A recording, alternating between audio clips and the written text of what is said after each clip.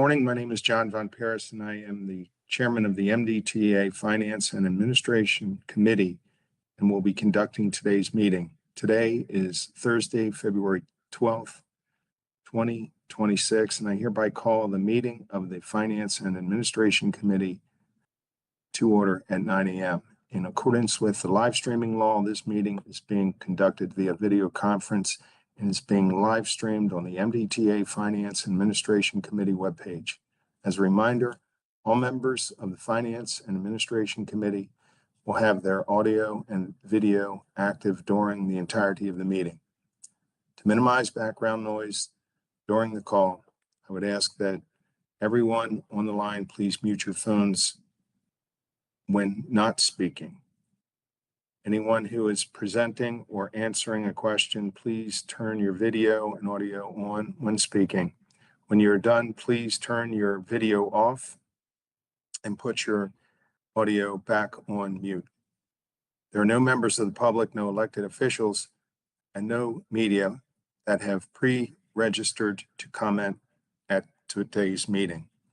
This time we will move to agenda item number 1, the approval of the open meeting minutes from January 15th, 2026. Is there a motion? Member Ardinger, also move. Thank you, Member Ardinger. Second, Member Rosen. Member Rosen. All those in favor? Aye. Aye. Opposed? Motion carries. The minutes are approved. We will move on to item number 2, the Investment Committee report, and we have Clayton and Kevin here to present. Good morning, gentlemen. Good morning. Thank you for your time this morning. Thank you. We appreciate your interest and wanted to spend a few minutes talking about the financial markets and the financial assets of the agency. And so with that, we'll jump into the memo. Just a brief summary, we have seen pretty good performance in the markets and in the portfolios, continue to see some volatility in the markets, but the equities are doing well. We have no compliance or related issues with respect to the portfolios and are pleased to report that. And at the end of the presentation, we'll make 3 recommendations to your committee related to continuation of the process, termination of a broker-dealer, and an addition of a broker-dealer. Moving on to the body of the presentation, again, we have a diversified investment portfolio. We remain in compliance with the policy, trust indenture, as well as the relevant state statutes and requirements. We're investing according to 2 mandates, one being a match-funded mandate, which basically is an asset liability strategy. We're attempting to invest according to the requirements of the agency as it relates to items such as debt service, cash flows, and capital spending. The second strategy is a total return investment strategy. And these are longer-term reserves that we keep at the back of the portfolio for longer-term investments. Jumping into the economy, the Fed and the bond market on slide 3, we see that the core PCE index on the graph there remains elevated, but fairly steady at about 3.5%, 3%. The Federal Reserve Board is cognizant that these levels are elevated and higher than they would prefer. Moving on to slide 4, we show in the table the real GDP numbers as well as the core PCE and the unemployment rate. You'll note that for 4Q25, there are no GDP and PCE numbers. These have not been updated or expected to be updated later in the month, and so we'll incorporate those once we have those. I expect prior to the board meeting. The Treasury yields have remained somewhat stable as well. We've seen some moves by the Fed to lower rates, but at the last meeting, they decided to sit tight. As we can see, the unemployment rate is fairly steady. It's low. I think the Fed is comfortable with that level of unemployment. We have seen an uptick in the payroll growth recently with yesterday's number, but the long-term trend over the past 4 or 5 years has been down. And again, inflation is higher than many in the markets and the Fed would prefer. So what does that mean for the portfolio and the markets? I think we can expect for some time, yields or rates more than 3%, less than 4%. There doesn't seem to be consensus on any direction. There's a lot of political debate about making rates substantially lower, but we haven't seen that happen yet. Moving on to slide 5, we show a breakdown of the investments by sector. As we have seen in the past for some time now, our MLGIP investments are 40+% of the portfolios. This is given the compelling nature of the returns at the short end. We've had a substantial inverted curve for some time that has begun to normalize. And so as I believe we made mention of last quarter, we would expect once this curve does normalize that perhaps those MLGIP investments will come in.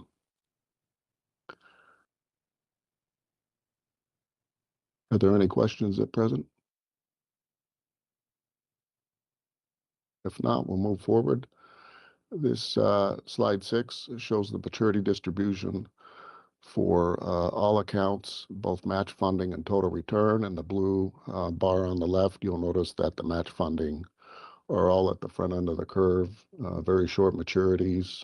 This has been a consistent theme and will be a consistent thing going forward. We like to keep these invested in very short maturities for imminent capital spending, operating cash, and debt service requirements. Going out, the smaller bars to the right, as we've mentioned before, the longer-term reserve portfolios can invest from 0 to 15 years, although only the M&O is permitted to go out past 5 years, that being the M&O long-term reserve account. Slide 7 just shows the maturity distribution for the longer-term reserve accounts. Again, the general and the M&O. General is mandated to have a maturity of no more than 5 years, and the M&O can have a maturity of no more than 15 years. So that 5+ year bucket is entirely M&O assets. Those two portfolios totaled at the end of the year at $410 million. As you can see, the general account is roughly $354 million, and the M&O is the remainder. On to compliance, as I mentioned earlier, we're in compliance with all of the mandates, statutes, and indenture requirements. These are the constraints by which we manage the portfolios. The bond service accounts can be no more than 1 year, and they're very short. And then the general and the M&O you can see are within their mandates and requirements. Moving to the bottom, if you notice, the federal agency bucket has come in quite a bit in terms of market value, just given opportunities we see in the market. And as we move on to the next slide, we'll also notice that the municipal market value has been fairly consistent recently as well. Markets ex-Treasury, fixed income that is, tend to be fairly rich these days.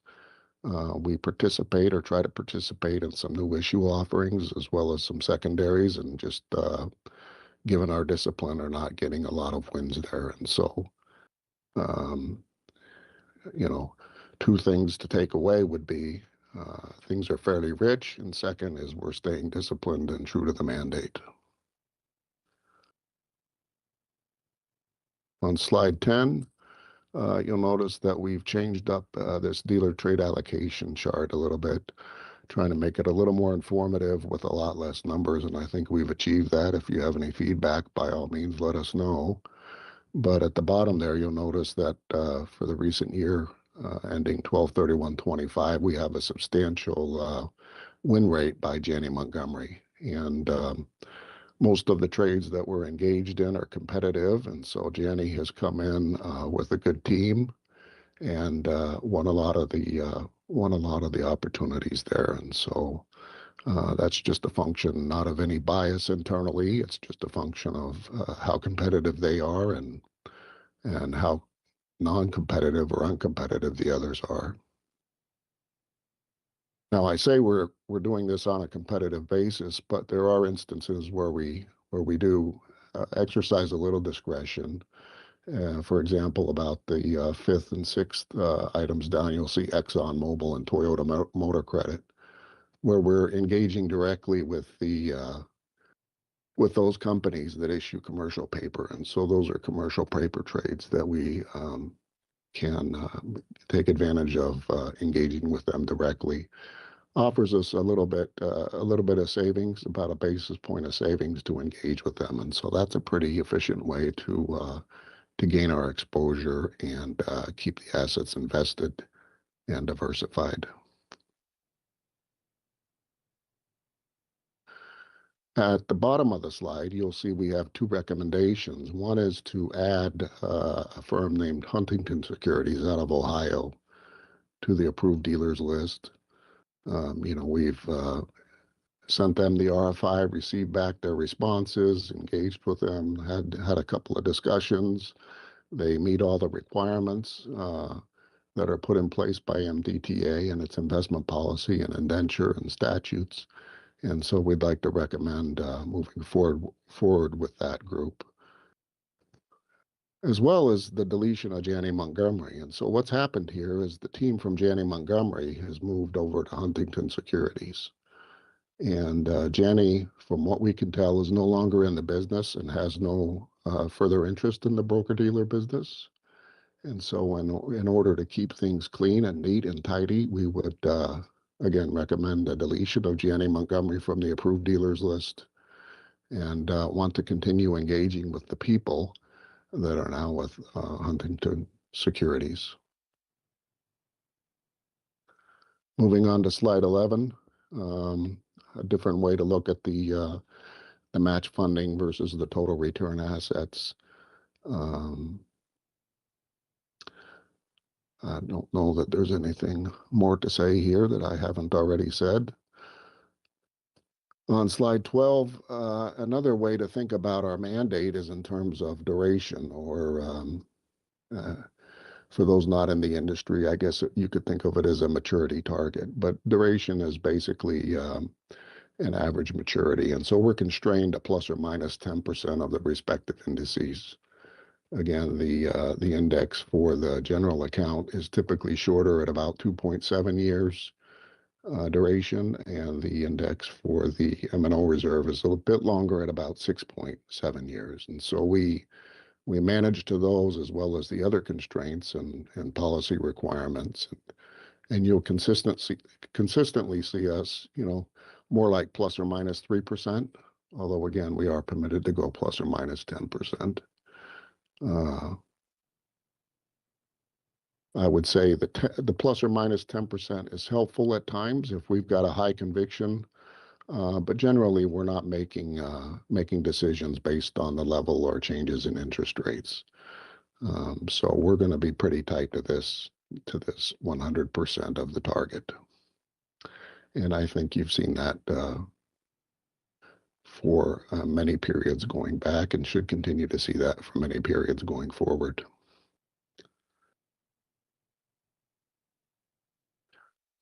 Moving on to slide 13, we go through a little bit about when we think of opportunistic areas of the market, how we focus on those. In the supranational area, we're looking for 10 to 15 basis points over treasuries and agencies. In the muni area, we're looking for at least 20. Obviously, this will be curve dependent. I'd expect to get less of a spread in the shorter portion of the curve than the longer end of the curve. But we're looking for 10 to 15 in Supras, 20 in municipals, and then about 15 or more in commercial paper. And that goes to the point about, how much we expect in additional yield, depending on the area of the curve where we're focused. CP being very short, typically 270 days or less. With no questions, we'll move on to the performance on slide 14. You can see the performance has been very strong for the 12-month period. We really like to have you focus in on this longer-term performance. We have a generally longer-term focus, and although we are sensitive somewhat and keen to pay attention to the shorter-term periods, we really are focused on how the portfolios do over the longer term. So you'll see good returns there in both the match funding as well as the total return accounts. On the bottom right, you'll see the bars. The bars over the 12-month period are exactly what we would hope for and expect, to be honest. The dark green general account outperforming its index, the agency index, modestly over the 12-month period, and then the M&O account matching its index or beating it. But on a combined basis, both of those accounts are outperforming the composite index.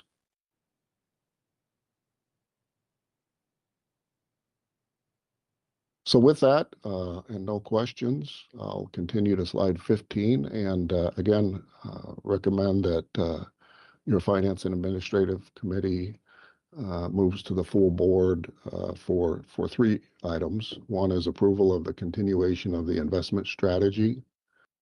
2 is approval of the dealer addition, Huntington Securities. And then the third being the removal or deletion of Janney Montgomery as a dealer. Thank you.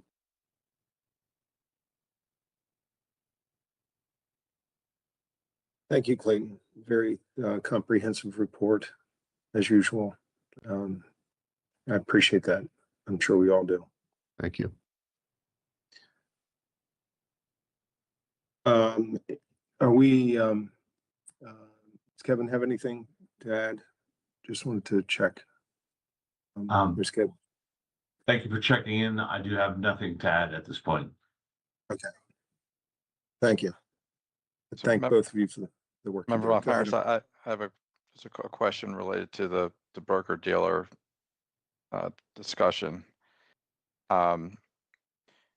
Just curious how many other firms we have on that list that are not listed on here who therefore haven't won any of our purchases in the last couple of years.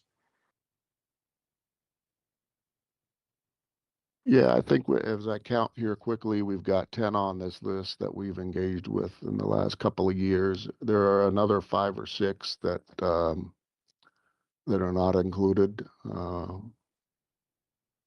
When we transact on a competitive basis, I'll typically go into there's a section of the transaction screen where we can see who looked at the trade and who decided to participate and who decided not to. And I'm seeing that everyone is getting our trade requests and looking at them, and for whatever reason they're choosing not to engage.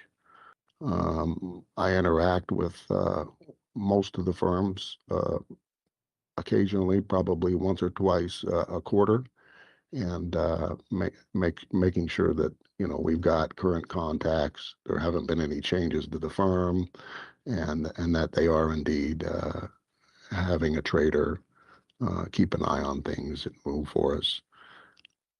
No one will come out and say it, but I suspect some of the reason people don't engage is just the size. Some of these muni securities that we're taking advantage of are $1 million. De minimis, and so somebody who wants to run $100 million trade is obviously not going to participate. That's advantageous to us because we can add quite a few municipal security trades, and at some point it makes a difference, and it has. And you can see on the report there that we've got 140 million in muni exposure. But if we add other items such as refunded and pre-refunded munis, we have something around the order of 155 million. Lots of those trades have been $1 million or two. So to your point, not all of the broker dealers are on this page. I'm looking at slide 10. I would say we're missing about a third. Okay. Thank you.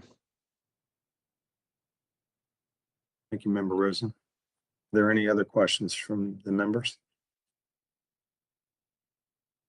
Okay, is there a motion to advance this item to the full board for approval? So moved, Member Carroll. Thank you, Member Carroll. Is there a second? Second, Member Rosen. Thank you, Member Rosen. Is there any further discussion?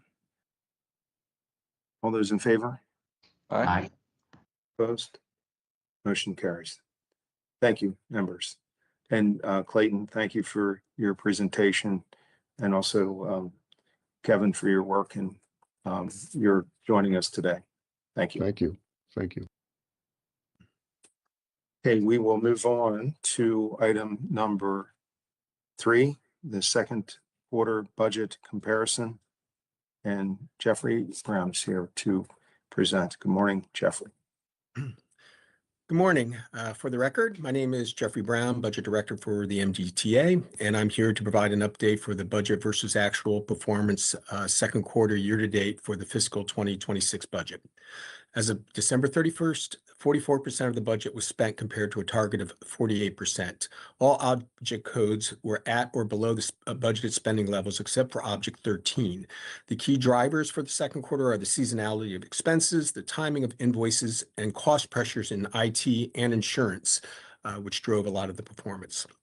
Moving into the details, salaries and wages were at budgeted levels with a 46% spend rate. Communications is below budget with a 19% spend rate, and that's driven by the state radio invoice, which has not been paid yet. It's at 0%. When it is, it should bring this back closer to budget. Travel, object 4, is below budget with a 31% spend, which is not way below, but typically we do have our heavier spending in the third and fourth quarters, so we do expect to come back to budget. Fuel and utilities just slightly below budget with a 41% spend rate, while motor vehicle operations and maintenance is below budget with a 34% spend rate. The drivers are vehicles, gas, and oil, which is at a 26% spend. Also, vehicle maintenance and repair is below budget with a 30% spend rate. These, as well as the next object, are lumpy. They don't come in smoothly. So at this point, we don't expect any issues with budget. And same thing with large vehicle maintenance repair, which is at a 39% spend rate. Moving on to contractual services, it's below budget with a 37% spend, driven by advertising with a 15% spend rate. Our heavier promotional activities typically in the third and fourth quarters, so we expect this to come back to budget, as well as engineers, which is at a 23% spend rate, but again, historically, their heaviest activities in the third and fourth quarters. Equipment repairs and maintenance is above budget with an 88% spend. This is due to one-time rubric charges, which is our IT backup services. Again, this is a timing issue. We do expect this to come back to budget, so we don't have any issues with that. Building repairs and maintenance is below budget at 21% spend. Again, activities typically heavier in the third and fourth quarters, so we don't see any issues there, as well as education and training is at a 25% spend rate. Management studies is below budget at 21% spend. This is due to the timing of activity when the studies come through. Again, we expect this to be close to budget, while security services is at a 27% spend. Moving on to IT services, it's above budget with a 76% spend. This is driven by telecom, which is below budget with a 5% spend. This was due to a misbooking to this object code. This will be corrected next quarter, and this item should be close to budget for the full year. Application software maintenance is over budget with a 243% spend rate. This is due to charges for the body-worn cameras. During our budget build, the assumption was that this was going to be capital expenses.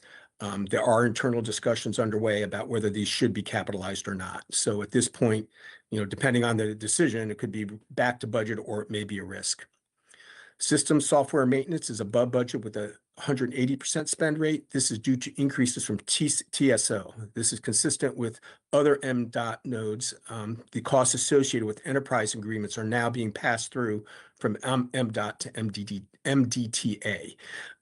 TSO no longer covers a portion of our enterprise agreements. Obviously, during our budget assumptions, this was assumed to be the case. So this is a risk to the budget right now for that specific object.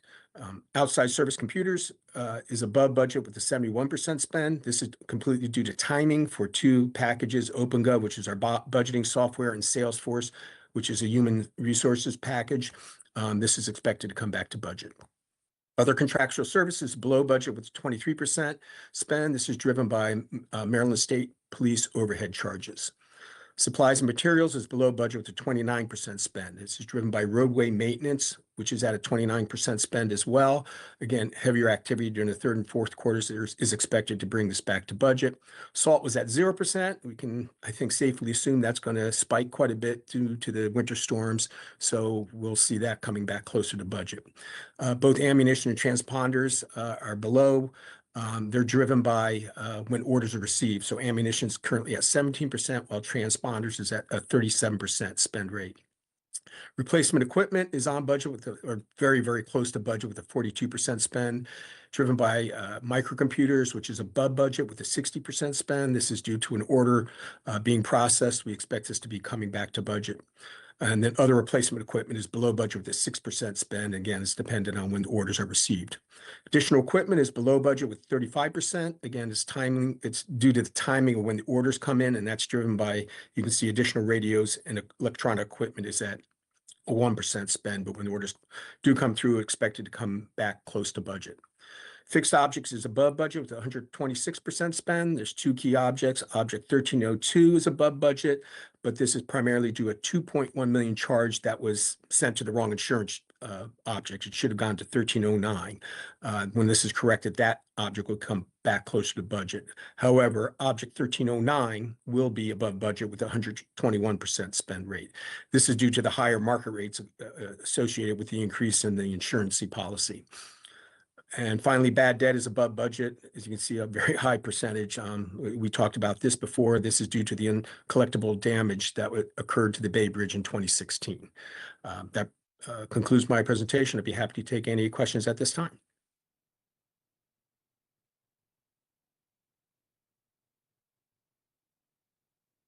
Thank you, Jeff. Are there any questions from any members? No? Okay, looks like there are no questions, but thank you for the update. We appreciate it. Thank you. Thank you. Okay, we'll move to item number 4. Second quarter budget. This will be the capital budget. Review of actual versus projected spending for fiscal year 2026. Jennifer is here. Good morning, Jennifer. How are you?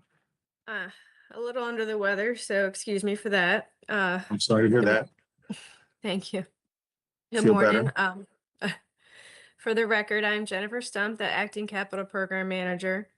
Today, I'm presenting the second quarter review of the fiscal year 2026 capital budget versus the actual spending as was outlined in the fiscal year 26 to 31 draft CTP. This information will also be presented to the full board on February 26th. As of December 31st, 2025, 28% of the fiscal year 26 $1.15 billion budget was spent as compared to the targeted spending level of 50%. The actual spending through the second quarter was $324.4 million. 32 of the 102 projects budgeted in fiscal year 2026 were within the acceptable spending limits of 25 to 75%. This is a plus or minus 25% of the 50% target. Due to normal lags in invoicing, generally 2 months, a plus or minus 25% threshold is determined to be reasonable. Actual spending through the second quarter for 10 projects with fiscal year 2026 budgets over $10 million was $252.8 million. Those 10 projects are detailed in attachment A. That concludes the update. Please let me know if there's questions or concerns. Thank you very much. Are there any questions? I don't see any questions. Thanks for going the extra mile for being here today. Thank you all. Have a good afternoon. You too. Thank you. Okay, we will move on to item number 5. This is also an update, quarterly updates on traffic and revenue. Chantel? Morning. Morning. For the record, Chantel Green, Director of Finance here at the Authority. Today, I will be presenting the quarterly traffic and revenue update. As noted in the key takeaways section on the first page of the memo, as of December 31st, collected revenue was about $4.4 million above the forecast, and this was primarily due to higher than forecasted Easy Pass and civil penalty revenue. By contrast, video toll revenue was slightly under forecast. As I will discuss in a moment, the underperformance in video toll revenue is likely to smooth out in the upcoming quarter. Turning to the top of page 2, system-wide transactions and revenue were about 2.3% and 4.9% higher than the second quarter last year, respectively. This was primarily due to improved video toll and civil penalty collections, a one-time catch-up in the processing of delayed transactions by New York tolling agencies following a system conversion, and revenue associated with the opening of the first segment of the I-95 ETL extension, which opened to traffic at the end of the second quarter last year. Turning to attachment C on page 4. As previously discussed, collected revenue for the second quarter was about $4.4 million above forecast. This was primarily due to higher than forecasted 2-axle Easy Pass revenue at the Fort McHenry Tunnel. Additionally, pay-by-play and administrative toll revenue were slightly above forecast by a total of about $1 million. And again, by contrast, video toll collections were about $1.3 million below forecast. The variance is likely a function of the monthly CCU video toll allocation in the forecast compared to actual monthly collections, which ramp up in the January to April timeframe due to the tax intercept program. So as such, the variance is likely to smooth out in the third quarter. In conclusion, the forecast compared to actuals for the second quarter is relatively flat, with about a 1.1% increase compared to the forecast. This concludes my presentation. I'd be happy to answer any questions. Thank you. Thank you, Chantel. Are there any questions? Okay. There are no questions. Chantel, thank you. Thank you. And we will move on to item number 6, the stay interview program. Linda, you here for that? Yes, I'm here. Good morning, Hi. everyone. Good Thank morning. you. Good morning. For the record, my name is Linda Svakinudas, Executive Officer for Administration, and I appreciate the opportunity to provide an update on our stay interview program. This program is an important way for us to understand how employees across our organization are experiencing their work and provide them with a space for open conversations that help us recognize what's going well and where we can continue to grow. Each session follows a consistent structure. Employees complete an anonymous survey through MS Forms. We review the results together, and then we move into small group discussions focused on strategies and action planning. After each session, the divisions receive a summary of the themes and the materials from our group activities. This year, we conducted 8 stay interview sessions across several locations. They were JFK Maintenance 1 in Perryville, JFK Maintenance 2 in Elkton, the ICC Bay Bridge, Fort McHenry Tunnel, Francis Scott Key Bridge Maintenance, Baltimore Harbor Tunnel, and most recently at our Customer Experience Retreat. In total, we had 253 employees participate in the stay interview sessions in 2025. Overall, the feedback was very positive.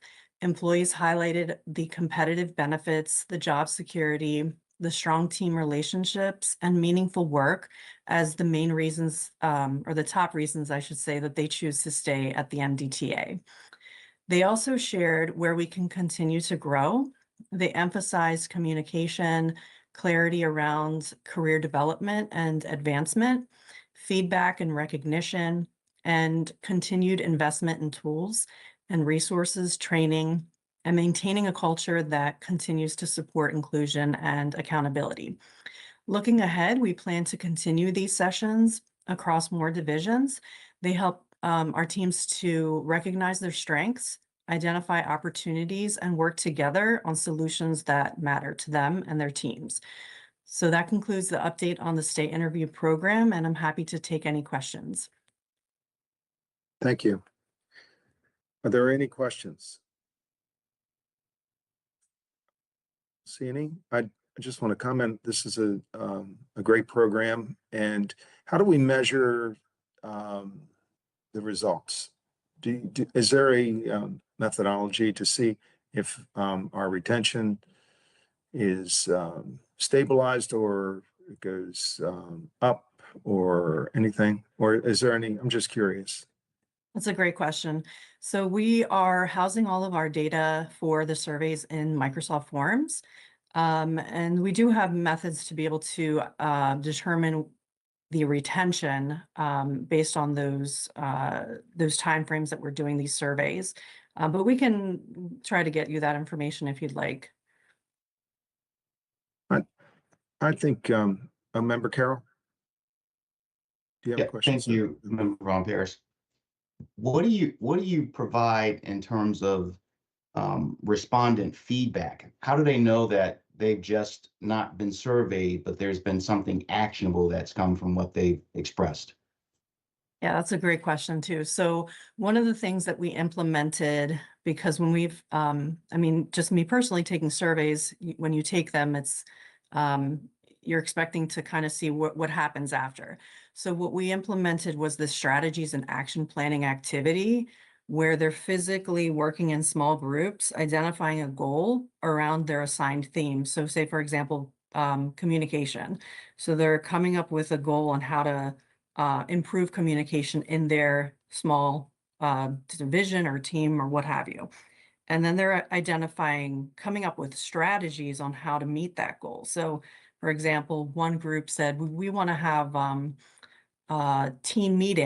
weekly team meeting where we're talking about these specific things. So we really wanted them to kind of come up with these ideas because they're the ones that are answering and providing us with this feedback. So this gives them a way to come up with their ideas that can help to improve whatever it is they're looking to improve. And then after that session, we actually provide them with those documents. We give them to the managers. So they don't have to wait for us to provide them with the summary. Weeks later, they have the information that they need to be able to make those improvements right after. That was a great question. 10 times better than my question, Member Carroll. Thank you. As usual. I think that's it. I don't see any other questions here, but oh, there's Bruce.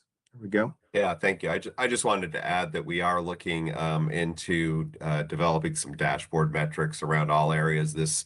One of our goal areas is just valuing our people, investing. So what we want to do is have some consistent retention rate and vacancy rate and just employee development kind of metrics around there. So that is moving forward. We've in our strategic plan goal teams talked about that recently in one of our chiefs meetings. So I wanted to show you we're moving forward on that, and we can follow up at a later date. Bruce. And I want to thank Linda also for a presentation today. So we will move on to the next item, number 7, employee drug testing, and Percy and Paul are here to present. Good morning, gentlemen. Good morning. Good morning. Good morning, Chairman. Good morning, members of the committee. For the record, my name is Percy Dangerfield. I'm the Chief Administrative Officer. Chairman Van Paris, you mentioned at the last open board meeting, you had some questions related to our drug testing program. So I'm joined here today with Mr. Paul Trundage, who's the Director of our Office of Environmental Safety and Risk Management. And his unit is responsible for MDTA drug testing. So Paul will give you guys a summary or brief overview of what that program looks like, and we'll be prepared to answer any questions. Thank you. Paul? Good morning. Thank you, Percy. Good morning to all. For the record, my name is Paul Trundage, and I'm the Director of the Office of Environment, Safety, and Risk Management. This morning, I'd like to provide you with an update of the agency's random controlled substance and alcohol testing program. The MDTA maintains random controlled substance and alcohol testing program for our sworn police officers, our commercial driver's license holders, and our safety-sensitive employees. And just for your understanding, the safety-sensitive employee are those whose job responsibilities involves tasks that could impact the safety of people or property if performed under the influence of controlled substances or alcohol. Our current random controlled substances and alcohol testing programs are outlined in MDTA Policy D90-1, which is Alcohol and Controlled Substances Testing Directive, and D95-1, which is the MDTA Commercial Driver's License and Controlled Substances Testing Program. Now I'd like to talk a little bit about the random selection process. The categories of sworn police officers, CDL drivers, and safety-sensitive employees are assigned 3 different codes within the Human Resource Information System, commonly known as HRIS. This is the foundation for the random selection process. HRIS also possesses the functionality to generate randomly selected lists of employees based on input values entered by Office of Environment, Safety, and Risk Management personnel. So with the assistance from HRIS, our office generates all random testing lists performed on a quarterly basis. And for our 3 different employee testing categories, they have their own defined testing rates. For the sworn police officers, 12.5% of sworn officers are randomly selected and tested quarterly for controlled substances. However, they are not randomly tested for alcohol. Once OESRM generates the randomly selected list of sworn police officers to be tested for the quarter, the list is provided to the police liaison so that the selected officers can be scheduled and sent for testing. For our CDL drivers, 12.5% are randomly selected and tested quarterly for controlled substances, while additionally 6.25% are randomly selected CDL drivers are tested for alcohol on a quarterly basis. Therefore, the possibility does exist for a CDL driver to be tested for both a controlled substance and alcohol in the same quarter. It's just how the math would shake out. Once we generate the randomly selected list of CDL drivers to be tested in the quarter, we begin to contact the respective supervisors of those selected regarding sending them for testing based on the date of notification. Selected employees who are not present at work on the date of notification are contacted at a later date to be tested. And we also follow up the telephone contact of those selected employees, supervisors, with an email confirming all testing instructions so there's no ambiguity on which employees are tested, which parameters they're to be tested for, and which testing location they're to be sent to. Now, for our final category of employees, our safety-sensitive employees, they're tested at 6.25% basis and only tested for controlled substances, not alcohol. And we basically follow the same process of notification as we do for the CDL drivers, where we notify their supervisors that they've been selected to be tested. Selected employees who are not present on the date of notification are notified at a later date, and we follow up all of the safety-sensitive contact of supervisors with written documentation and confirmation with emails. So that gets us to the point, how do we track the results? All randomly selected employees are sent to Concentra Medical Services, which is the state medical provider, at a designation that's basically closest to the employee's assigned work facility. Once the tests are administered, our team monitors and reconciles each quarterly testing result that comes in. We get notified via the Concentra portal that a new result has entered the portal. So our team logs in and verifies the result as either positive or negative. And then if there's a positive result, supervisors are contacted, and then we have a discussion on potential discipline, if any, for a violation of MDTA's established policies, which I referenced earlier, either D90-1 or D95-1. So where do we look at as far as our testing and the random program as far as results? So I've kind of shared with you the last 3 years of results, and really the results are very, very well received. For 2023 through 2025, we're basically averaging no more than 0.5% of all employees tested come up with a failed random test. So that's basically maybe 2 to 3 tests per year that we administer, which is good. Obviously, we would like to see that number to 0, but that is the purpose of the program, is to identify folks, and we can certainly get them off the road and out of safety-sensitive positions or other sensitive positions before they have the ability to potentially harm themselves, other employees, or the traveling public. And I do know that one question that has come up regarding, drug and alcohol testing in general is what has the impact of legalization of marijuana done on such programs? And basically, cannabis does remain in all testing panels for police officers and CDL drivers, so nothing's changed with them. The only difference that we have, the only real change that we've had was at the direction of TSO, when the cannabis first became legalized in Maryland, that was removed from the testing panel for safety-sensitive employees. So safety-sensitive employees are no longer tested for cannabis, but our police officers and our CDL drivers remain tested for cannabis through our random testing program. And that really concludes the end of my presentation, but I certainly welcome any questions that you may have on any of the information presented today or any other aspects of the MDTA drug testing program that I could answer for you right now. Paul, before the board asks questions, just really quickly, in addition to the standardized testing programs you just walked through, we also have the ability for reasonable suspicion sitting individuals. So if you wanted to speak very briefly about that also. Yeah, reasonable suspicion training is basically when you have an observable and articular observation of an employee that is exhibiting a behavior that they might be under the influence of a controlled substance or alcohol. We would send them for testing. There is training that is required to be able to make those observations. We are in the process right now. We've updated our training. We're rolling it out in a staged process. We've provided training to all of our operations, our facility personnel, and our VRU section. We're getting ready to roll them out to the rest of the operations group, which would be our traffic management folks, our asset management folks, our customer experience and Easy Pass. And then once we're done with operations, we'll be rolling it out to the rest of the agency. But certainly, as Percy mentioned, reasonable suspicion is another way that if we have observable belief that an employee is operating under the influence, we automatically take them out of their position, out of safety sensitive. And at that point, we take them for testing. We don't even allow them to drive to the testing location. We drive them to the testing location themselves. They get tested. We bring them back, and then they're advised that they need to find an alternate way home after testing, either by Uber or a family member. And they're advised if they do choose to drive their own personal vehicle home, that MDTA police will be notified and will address the driver, because we can't have anyone that we believe is potentially under the influence knowingly operating a vehicle or even their personal vehicle while they're leaving one of our facilities. So that's our reasonable suspicion. We also, other types of drug testing that we do pre-employment drug testing, we do post-accident drug testing, we do follow-up testing, like if you become positive and then you're in a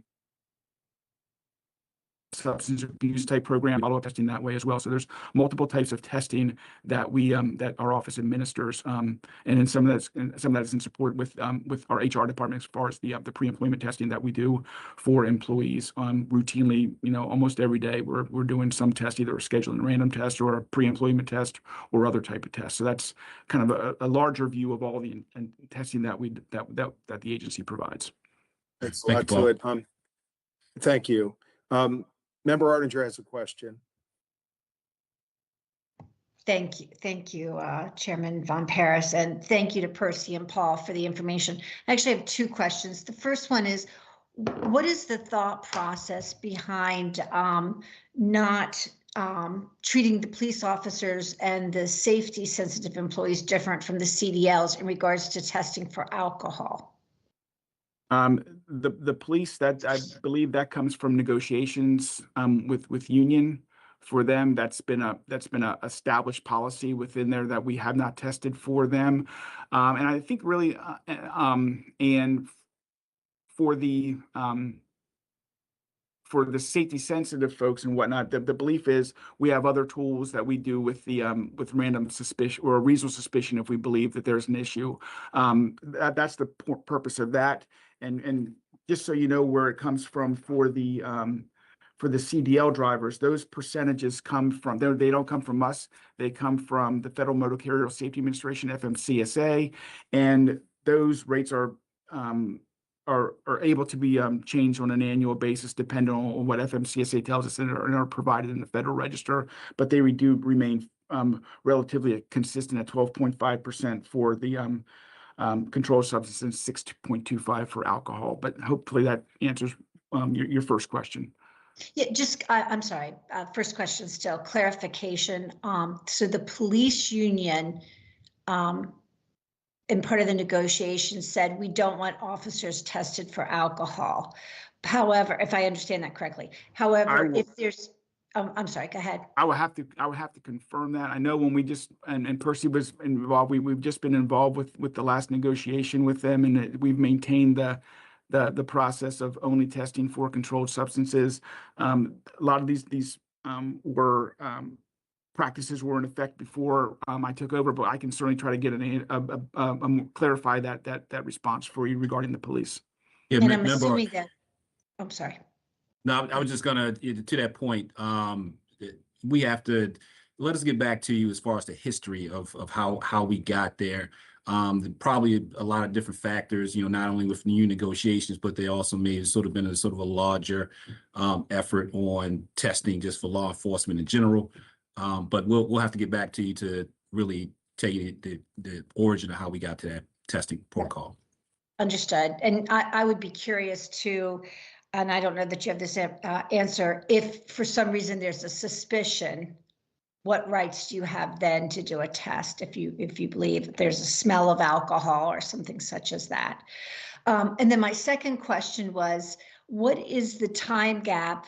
Should someone be notified they're not at work and then they're notified that they're going to be tested? What is the time gap on average for them then to be tested upon notification? Well, that's why we call the supervisor. So if we call the supervisor and we say, hey, at JFK1, John Smith was called for a test today. Are they working? If they're working, they're sent immediately. We just ask them if they're working. We don't even give them the reason why they're working, because we don't want them to know they're in the pool. So if they say no, they're working, okay, we just leave it right there. Then we'll call back the next day. And then if they're there, then we advise the supervisor to send them immediately. We try to give as little information as possible, but once the notification is made and the employee is notified, it's basically immediate. They're either pulled off the road, or we try to make the notifications first thing in the morning before the shift even starts, so they don't even get out on the road, so they can immediately be taken to Concentra. So that's kind of the turnaround. We try to be immediate with as little tip-off notification as possible. Okay, thank you. Thank you for the information. You're welcome. Thank you, Member Artinger. Very good questions. I just looking at, I don't see any other questions up from any of the members, but I do appreciate the update on this, and I think I don't know if I mentioned it either at the board meeting or another meeting. I think it was the last board meeting. Is that right, Bruce? Or yeah. Yes. And yes. Last board meeting, we were talking about one of the negotiated items with the union. Yes. All these meetings run in sort of together. But I thought it was the board meeting. But I say that because, as our roles as board members is oversight. We know that, and we stick to that. But this is, I think, very important because it can be, catastrophic if people are driving big, heavy trucks on the highway and something happens because they're impaired or something. But I appreciate the update very much. And again, I think that it's our responsibility to once in a while get an update on this for many reasons. And I think that Paul, you're very, very thorough, and I've been involved in this kind of thing for a long time, being in the transportation industry, and you are on your A game there. You got it down, and I'm convinced of that just by listening to your comments. And Percy, your guidance and oversight is very important as well, and you do a great job with that. So, Bruce, I'm sorry I didn't see your hand up there. No, I just put it up near the end of your comments. Before we go on to the next item, I just wanted to thank Percy and the team. As you, I think, probably noticed, we haven't had many of these administration or HR items on the agenda since we merged the committees. It's been pretty intense on the financial side, but the commitment is from the team is to get more of these items on the agenda. I think they're really important. We want to fulfill the mission of the combined finance and administration team, and look forward to working with you all to populate the future agendas with items that are meaningful for you. We've got a few ideas from you all already, and I just want to thank Percy and the team for keeping pushing forward and getting these things on the agenda. So just wanted to make that comment. Thank you. Thank you, Bruce. And Member Ardinger, thank you for your questions. We appreciate it very much. So we will, and thank you both gentlemen. We'll move on to item number 8, which is the final item on the agenda.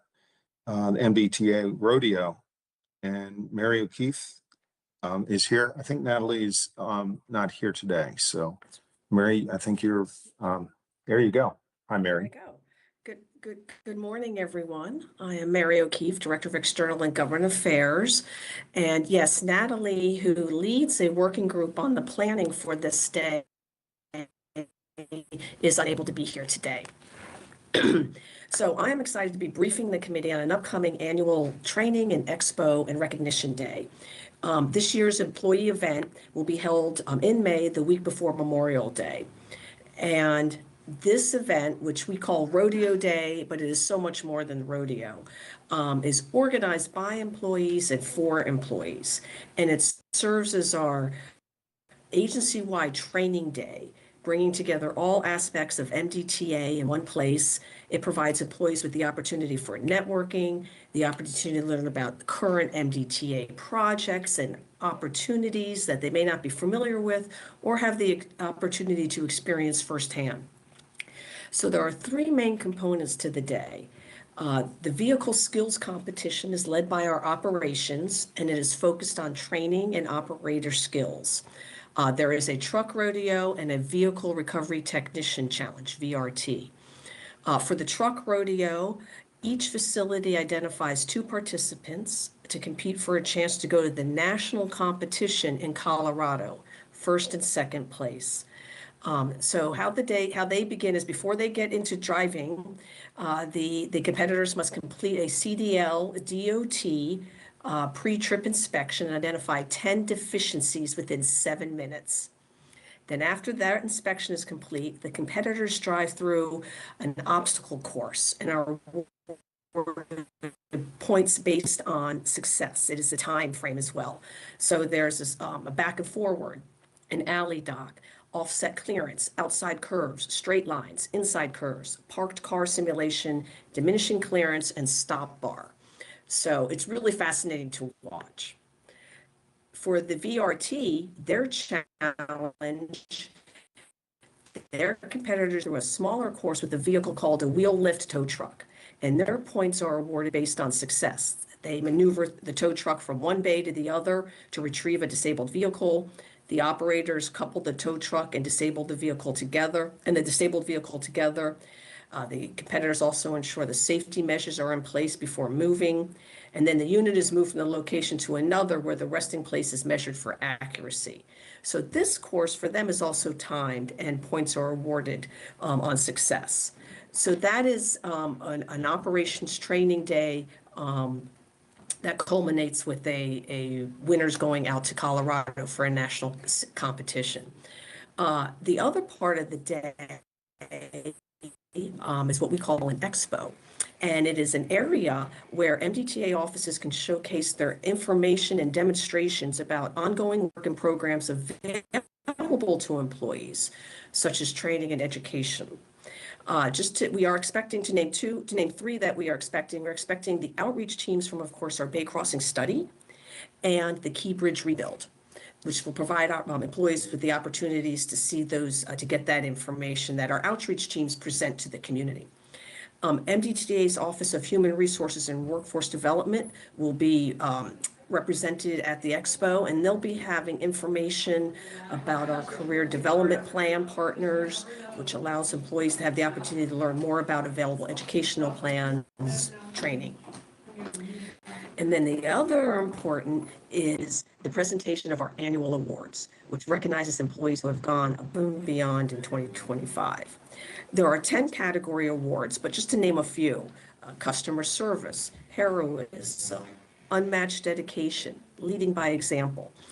And what makes these awards so meaningful is that the nominations can be submitted by anyone in the MDTA. It could be a coworker, it could be someone that's not a direct coworker. It does not have to be a supervisor. So we're really proud of this day for the employees. And while this is an event for MDTA employees, we always welcome our board members to attend and experience firsthand this training, demonstrations, and employee recognitions. So as we finalize the details, that's why I'm here today, to give you an update and mention a save the date. We'll be in touch. So I'm happy to take any questions about this. Thank you for the opportunity to brief the committee on this. Thank you very much, Mary. Any questions from any members? Okay. I really think it lifts the skill set of when you have the internal preparation for this and the competition, that it raises everybody up, their level of skill and safety and everything. I think it's a good program just on the trucking side of it. I think that's really good. And I'm sure Mario is going to give us a tour of Cecil County when we're up there. So for once, he doesn't have to drive all the way down. So that's good. I'm looking forward to it. I have it on my calendar to be there. So thank you, Mary, for everything you do. Thank you. Okay, well, that is it. We've covered everything. So is there, I want to thank everybody for their attendance today and everybody who prepared their material and everything else. I think it was a good meeting. So I'll seek a motion to adjourn. So moved, Member Rosen. Thank you, Member Rosen. Member Ardinger, I will second. Thank you, Member Ardinger. So we'll stand adjourned at 10:02 a.m. Thank you very much. Have a good day, everybody. Have a great day.